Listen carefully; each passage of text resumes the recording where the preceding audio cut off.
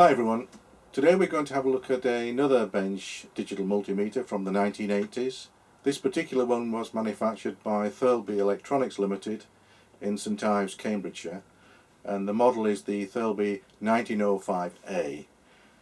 This digital multimeter was quite sophisticated for its time. It included a microprocessor and memory, and in addition to its normal features had the ability for the user to program it to carry out certain mathematical functions as well. Interestingly, in the same locality as Thurlby at the time, another company called Thunder Electronics, which itself was a spin-off from the breakup of Radionics, which some people may remember as the company founded by Clive Sinclair, who was famous for the development of microamplifiers, the Matchbox radio, computers and his C5 car. And it was no surprise that these two companies decided to merge together in 1989 and became known as Thurlby Thunder Instruments Ltd. The company still operates today, but is more commonly known as TTI. Okay, so let's have a closer look at this meter. Okay, here we can see the meter. The main function buttons are here across the bottom. We have the DC AC switch, then we have the volts, the amps, current and the ohms button. Along this side here we have all the range buttons, in this case going, if you're on the voltage range, going from 200 millivolts up to 2000 volts. The input sockets here, the bottom two there are used on the normal voltage and ohms ranges, and the top two are used on the current ranges.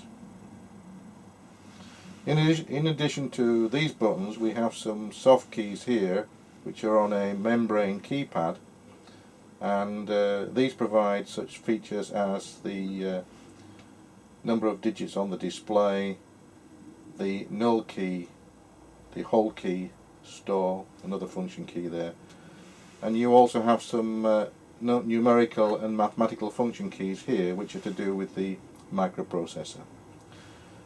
The display here is a 8-segment 7-segment LED display, and the meter can give you 5.5 digit display in its normal mode.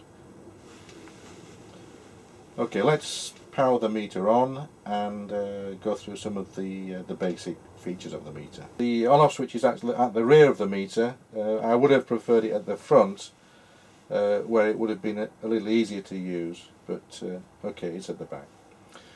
When I turn the meter on, the first thing you'll see on the display will be the software version of what's programmed into the EEPROM on this particular meter.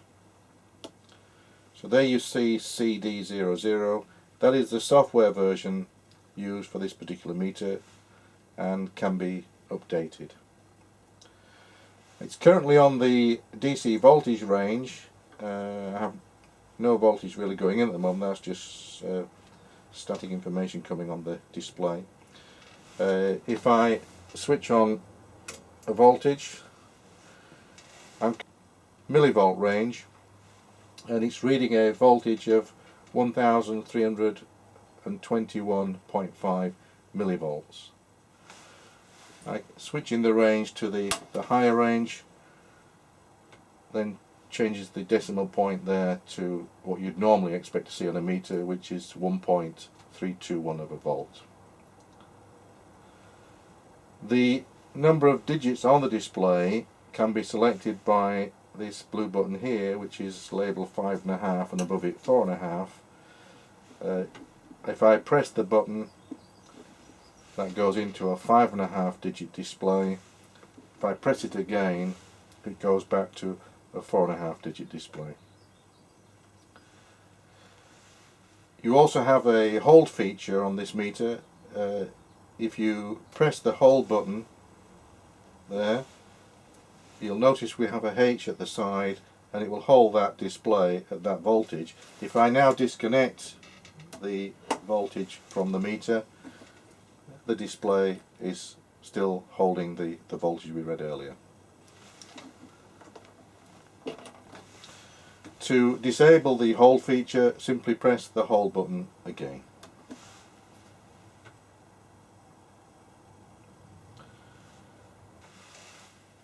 The null button here can be used on the ohms range to cancel out the resistance of the meter leads.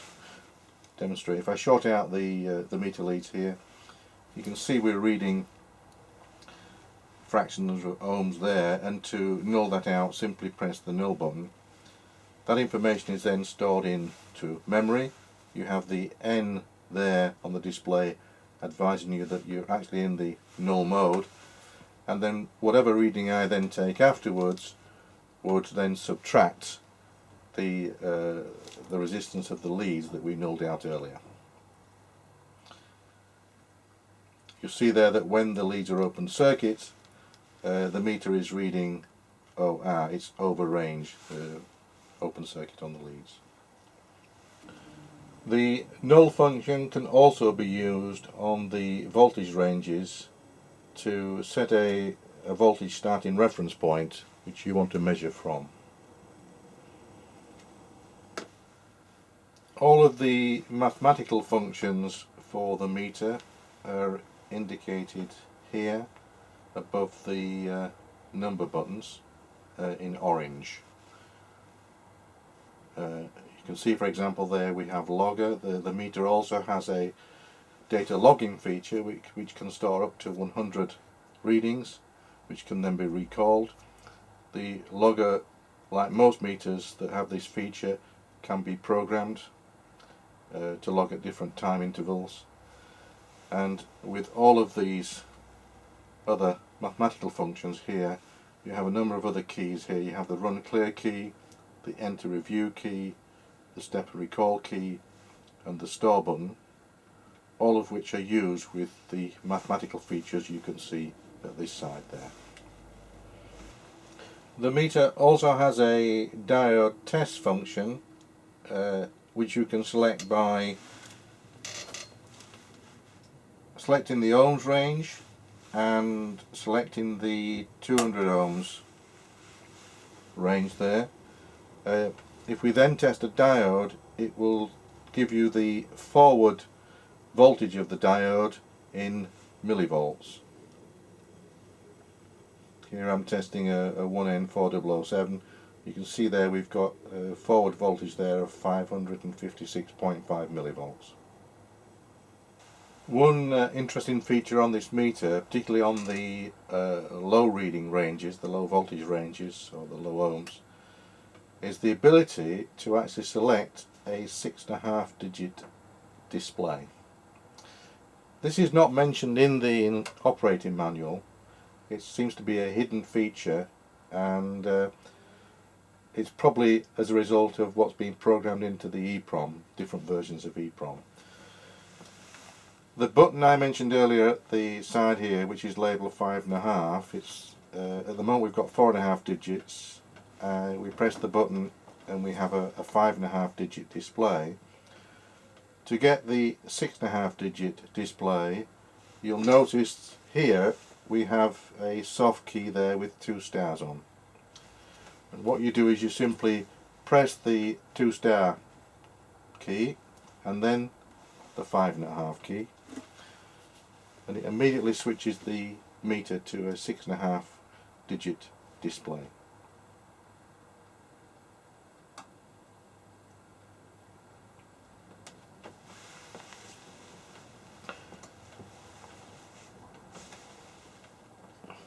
To revert back to 5.5 digits or 4.5, you simply press the button there, it goes back to 4, and press it again, it goes back to 5.5.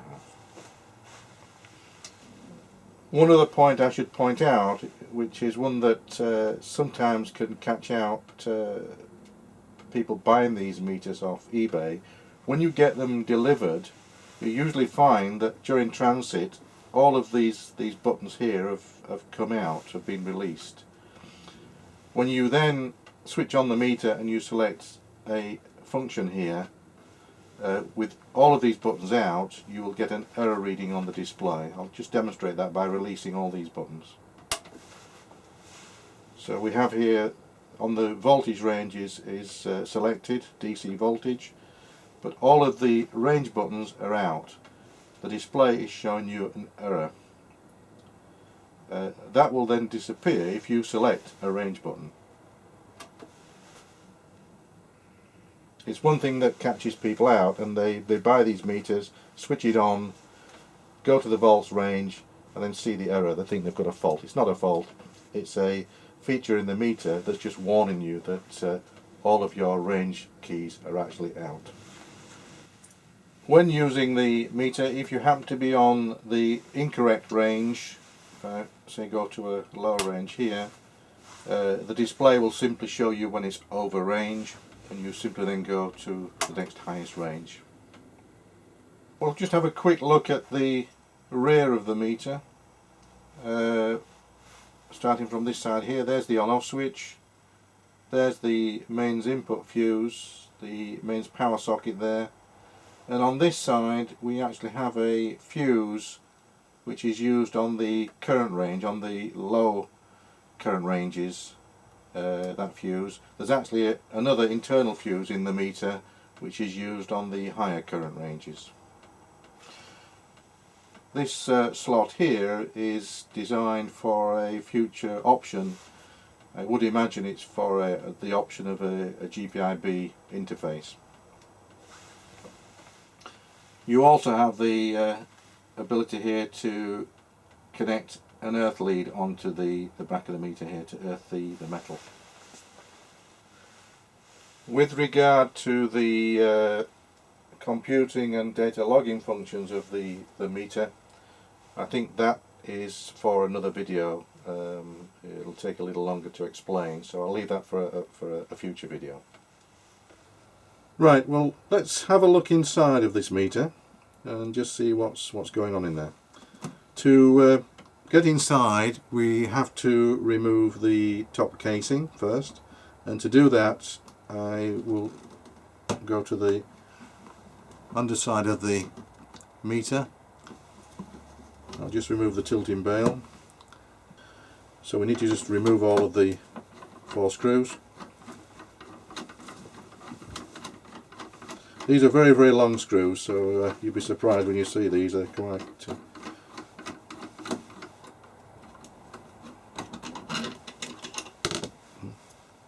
you see how long that, it's got to go all the way through to the other side of the other casing at the top. So we just take off all of them out quickly.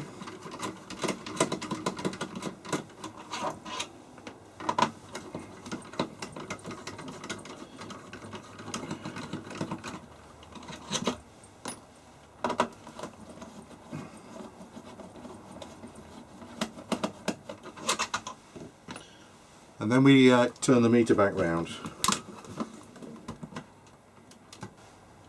The top cover should now just simply pull off, so we just ease it off gently at the sides.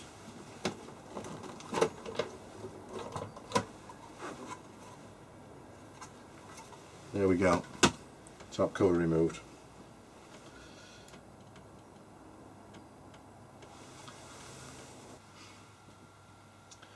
Here we see the meter with the top cover removed. At the rear here we have the power supply, the mains transformer, the main smoothing capacitor there, the input mains fuse, the on-off switch at the rear. In fact, that's one of the things with this meter, is that the on-off switch is at the rear. I would much prefer it at the front, but obviously with this model they've decided to put it at the rear of the meter. And the mains input socket here. This module running there is the AC True RMS module, which is actually an optional, which is fitted on this meter. The printed circuit board there at the front of the meter is the main microprocessor board, which controls all the functions of the meter. I'll go through that in a little bit more detail in a moment. We have some screening there, and then below that there is the main analog and input circuitry board below. On this side of the meter we can see another fuse which is used on the current ranges, with some protection there on the fuse as well. Okay, let's zoom into the microprocessor board and have a closer look at what's on there. Right, the microprocessor board here actually comes in two variants. This is a later variant board. I'll explain the differences as I go through it. The main features are this IC here, the large IC there, is a Rockwell R6502 microprocessor, quite old school but still very, very good. And the other large chip next to it there is also a Rockwell IC. In this case it's the VIA, the Versatile Interface Adapter, which is a R6522. Here you can see quite clearly the programmed EEPROM. This stores the code, the program code for the meter. This version, as you see, is CD00. The chip in question here is actually a 2764 EEPROM. They're ultraviolet erasable EEPROMs. And on some of the earlier models of this meter, instead of having one chip there, they actually have two chips, half the memory each, and they use a 2732 there and a 2732 there, which contain the program. But you see here in this case we have the larger capacity EEPROM chip, the 2764, and therefore this socket is left empty. Here you can see the chip select links, which are changed depending on whether you have the one EEPROM or two EEPROMs. The IC there is the CMOS static RAM, which contains the working memory for the microprocessor. In this case they're using a 2K by 8-bit static RAM, which is an Hitachi chip. I'm just reading the number, I think it's HM6116P. On some of the earlier models, instead of having the one static RAM chip there, they actually have two smaller chips, the 2114 chips, which are only 1K 4-bit RAM.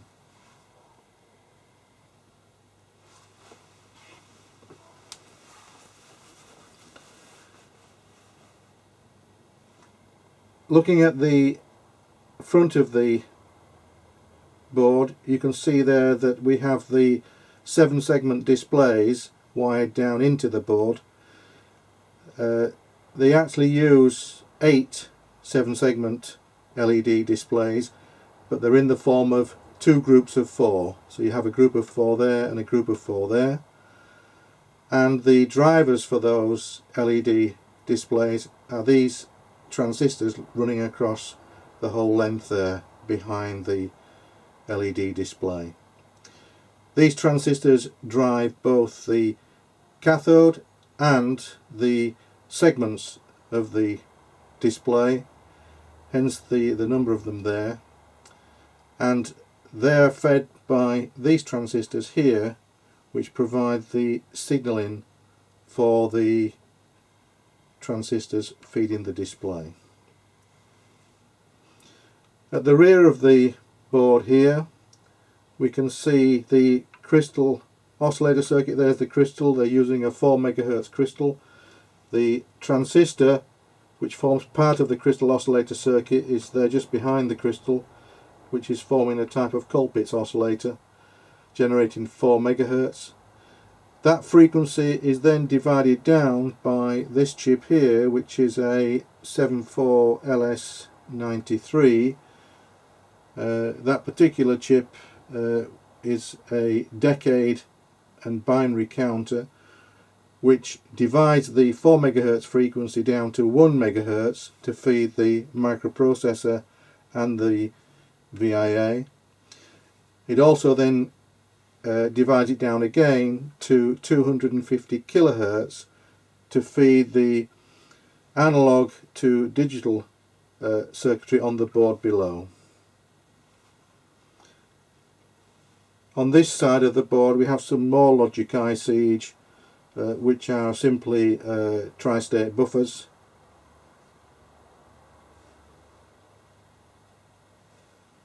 And there you can see the connector that's feeding the front panel keypad assembly. This is one of the problems with this meter, is that this flexible cable here, it does corrode over time, and you can actually get breaks in this flexible cable where it's going down to the keyboard, and it's very, very difficult to repair.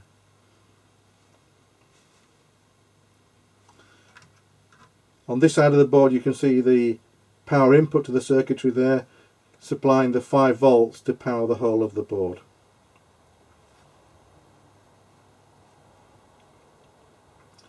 Okay, there we have that module then. What I'll do now is we'll try and remove this module so we can see what's underneath on the bottom board. In order to do that, we're going to first of all have to take all of the casing off the meter, because I'll need to ease off the front panel display as well. So to do that we now need to remove the side panels here, which just slip up. There you can see the whole assembly there comes off in one piece. There you have the spacers either side, and the tilting bale assembly there. Put that to one side. We can now lift the whole meter away from the bottom part of the case.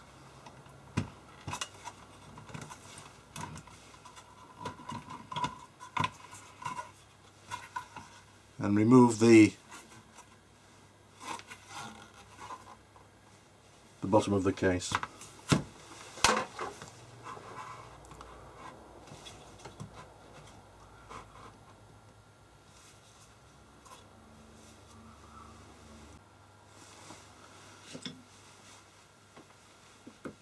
The next thing we need to do is loosen the front panel display assembly there.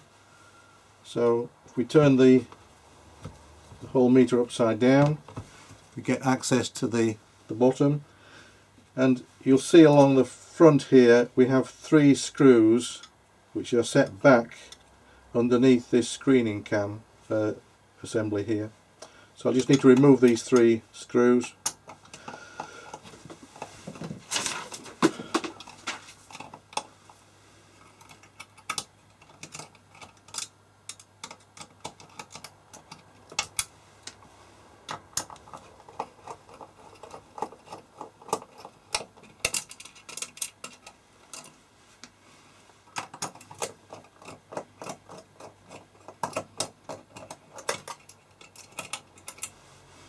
There we go.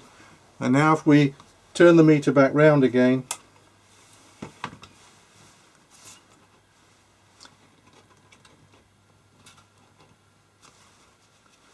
and you'll see here we can pull away the front panel here of the meter to give us a little bit more clearance for the module here, so we can remove that. Okay, the leads themselves are a little bit short here. I'll just show you this. The front connectors there, the banana socket connectors, the wire going to the bottom printed circuit board is very, very short, so you have very little room to pull that front panel away from the main module without unsoldering them, but I think there's enough for us to cope with for the moment.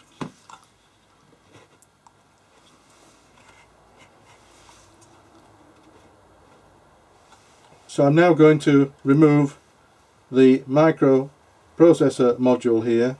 We have 4 nuts there. If I take those 4 nuts off, the whole assembly will come off. But before I do that, I'll just unplug the front display connector there, which goes to the keypad on the front there, and I'll also unplug here the DIL socket, which is connecting the processor board down to the main analog circuitry below.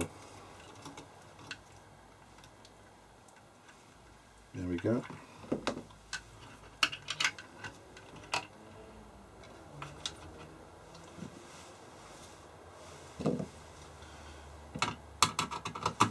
So now we remove the 4 nuts.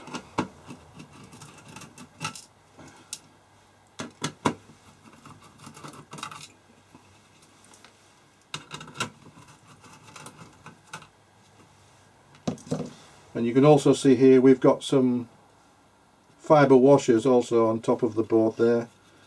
As I lift the board up, those can come away.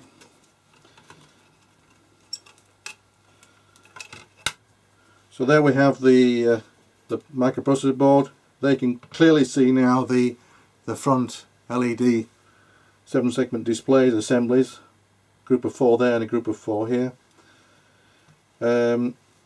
The lead here going to the 5-volt power supply seems to be long enough for me just to bend the board over to the side for the time being. There's the underside of the board as well. So let's just put that to one side.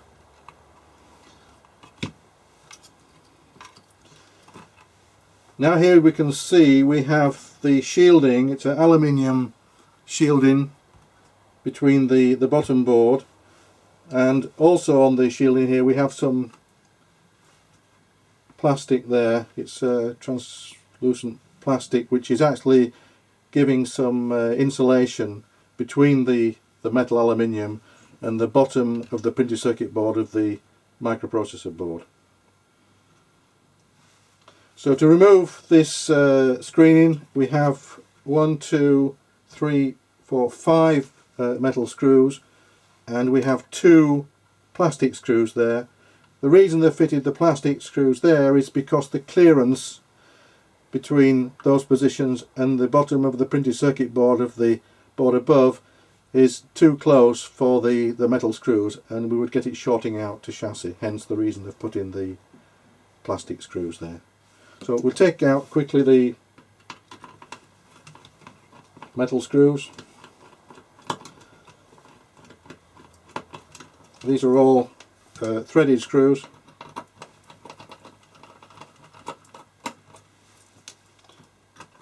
If you look again where the microprocessor board went, you can see that on the standoffs they also have some felt fibre washers there, again to give some insulation.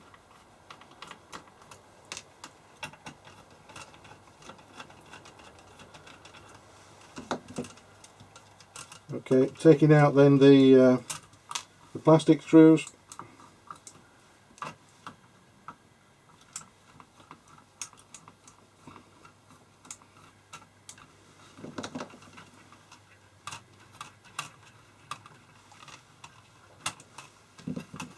And now the whole assembly can be removed. So there we have the screening assembly.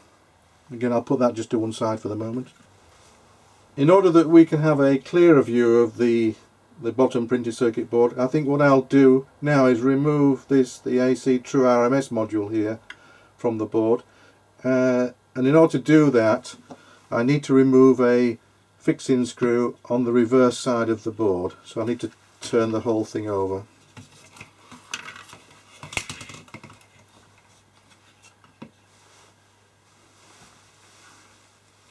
And here you see there we have one nut which is holding that module on. So if I just remove that nut,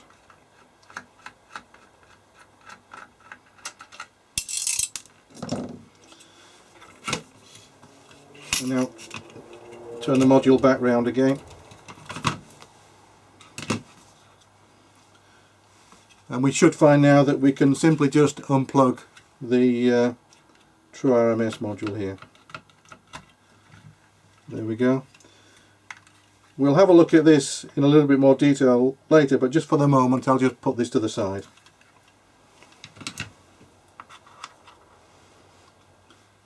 Okay, just a quick overview and then I'll zoom in. There you can see the input push button switches here for the ranges and the function switches and the ranging switches there. Behind the range switches there you can see there's a resistor network, which is actually the current shunts. There you have another larger current shunt resistor there. The other large resistor network here is actually what they use for the voltage and the resistance ranges to give the division down. You also have a fuse there in that corner, which is probably on the current range. This area of the board here, we have the input circuitry and we have the voltage reference area of the board. And this area of the board here, we have the circuitry associated with the analog to digital conversion. And in this corner, the power supply area. So I'll zoom into each section of the board and see if we can pick out some of the detail there. Right, here we have a closer look at the power supply section of the board. Mains transformer, as I said earlier on, there's the mains switch and the mains input fuse there, and the mains connector. Right down at the bottom, at the side of the mains transformer, difficult to see with all this clutter, but we have the main rectifier circuits which form the bridge rectifier circuits for the low voltage ranges. And down this side here we have some small voltage regulator ICs. You may just be able to see them next to that preset. One is for minus 15 volt supply and one is for the 15 plus 15 volt supply, and the associated capacitors that are linked with it there as well. What you can't see at the moment is that there is a 5 volt regulator circuit, which on this particular meter they're using conventional transistors. They're using 3 transistors in total and a small power transistor which is actually fixed to the back of this metal back panel assembly here. They're using the back panel assembly as the heatsink, so the pass transistor, the little power pass transistor there, is fixed to the bottom of this metal back panel, which is difficult to see from here, but it's just down there in between the transformer and the smoothing capacitors. I've just moved the camera over a little bit so we can see a bit more clearly around this area of the board here. There you can see the preset, which is used to adjust the 5 volt supply. They're actually generating a negative 5 volt supply, and you can just see down there there's a Zener diode which is used as a reference to help the biasing arrangement for the pass transistor. And here you can see the 3 wires coming from the board, these here, and these are going then to the power transistor that's bolted onto the back panel. You can actually get access to the negative 5 volt supply at this point here, just on the anode of that Zener diode there. While we're in this area of the board here you can see the connecting pins that are used to plug in the True RMS module, and you'll notice that we have 2 pins right at the end here. These 2 pins here on their own, if the True RMS module is not fitted on the meter, then there is a little short-in link that is plugged into those 2 pins to allow the signal to pass straight through. Just take a closer look to the area around the range switches here. There is one of the thick film resistor networks there that is used in the current shunt arrangement on the switching. For the higher currents we have this 0.1 ohm resistor here, and if you just look down the side here you'll see there's some little pins there and a resistor there just at the side. Depending on the meter, these are used for trimming the resistor network. On some meters you'll find that there is another resistor here across these two pins. Sometimes they'll leave it out, and there's a resistor there. These are chosen in manufacture to trim the input divider network of those resistors. So in this case we have one resistor fitted there, but on these two pins they've left it out on this occasion. The fuse there at the side is used in the current range, is what's used on the higher current ranges.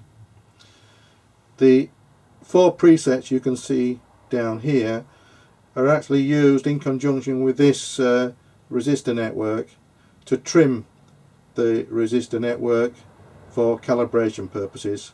This is done on the voltage and the ohms range. If you look down the side here you can see we have 1, 2, 3 varistors there which are used for input protection, and there's a thermistor just down there, you can just about see that.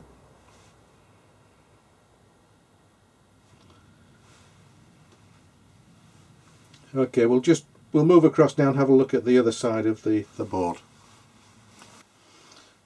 Okay, here we have the function switches here, push button switches.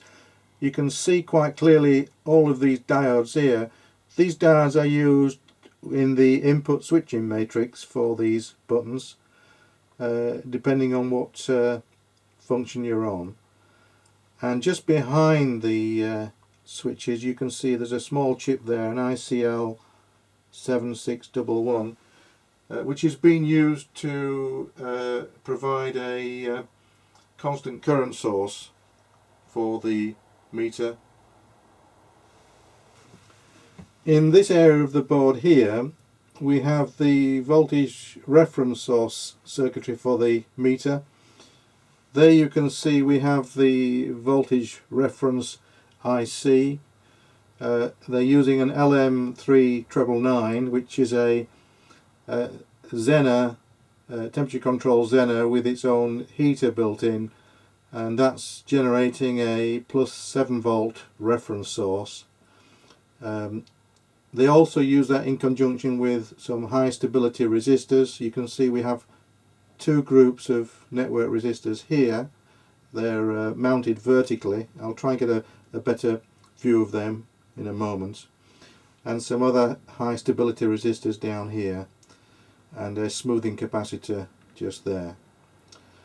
During manufacture, the reference resistors here, the trimming resistors in that stack and that stack, which are mounted vertically, they simply clip out resistors during the initial calibration of the reference voltage to get the exact plus 7 volts.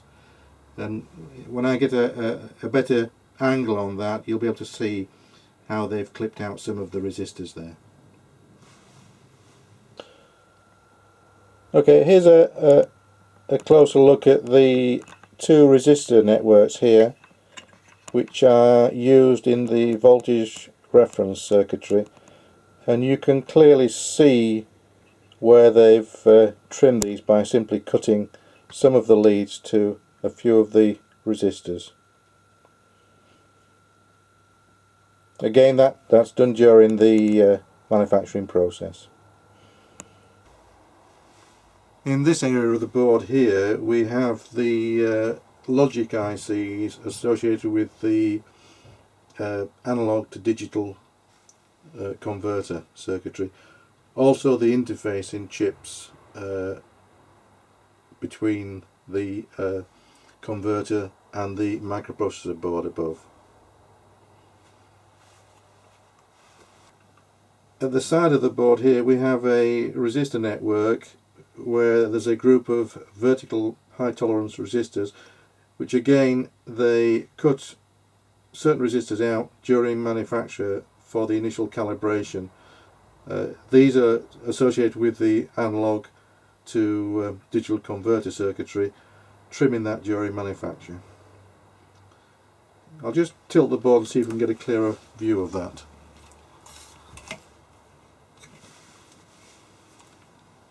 Okay, there you can see the resistor networks. You may just be able to see that we have two of the resistors have been cut.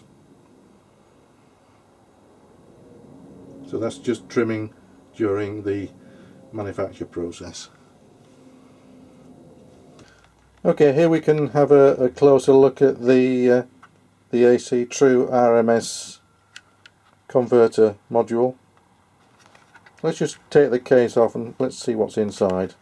There's just 3 screws here to remove.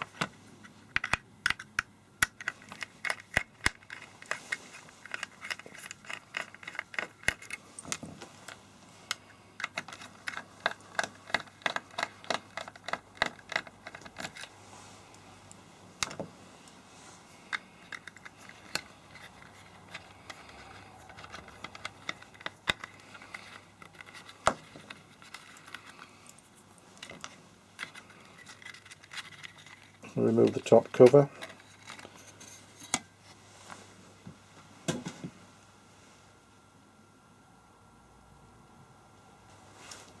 Okay, we can see the IC that's been used there, but they've stuck a label on top. I'll just try and remove that label to see what it is.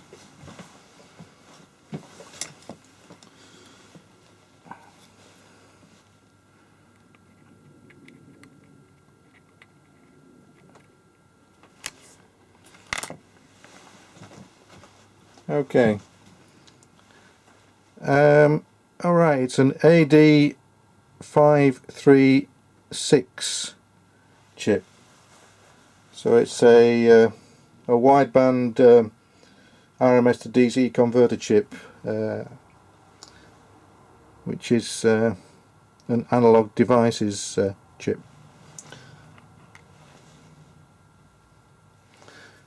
The other components on the board here, you can see we have 2 solid state relays. You have some larger relays there. This is an LM351 operational amplifier there, probably acting as a buffer. And these white, they're preset resistors, these white ones running across the top here, and you have a little trimming capacitor there in the middle, and another trimming capacitor there at the side. Okay, nice little module. And here's a closer look at the front panel and the keypad here. It's actually just a very thin membrane which has been stuck onto the front of a metal plate, aluminium plate, very thin. Looks very flimsy really, and in fact one of the problems that you'll have with these meters if you buy one that's had a lot of use is that these buttons do deteriorate over time. They're not really buttons, it's just a membrane, and you're just touching a printed circuit pad behind there. And also the connectors are very flimsy that go onto the main microprocessor board. So that's one of the weak points of this meter. And in fact, when this keypad goes, the only thing you can do really is to peel off the front cover here, which is stuck on, and then remove the old membrane, and you can make yourself a new keypad using tactile switches, but then you have to mark and drill holes behind these key buttons so the tactile switches come through. So a little bit flimsy, but if you're lucky and you get a decent one of these meters, it should be okay, but just look out for that. Another nice feature of the meter is that on the underside of the board, the screening here, the metal screening, we have through holes here for all the presets for doing the calibration. So a nice touch there. You can calibrate this meter without the need to remove any screening on the back there. Well, I hope you all found the review and teardown of this Thurlby 1905A digital multimeter of interest, and I'll see you all again next time. Bye for now.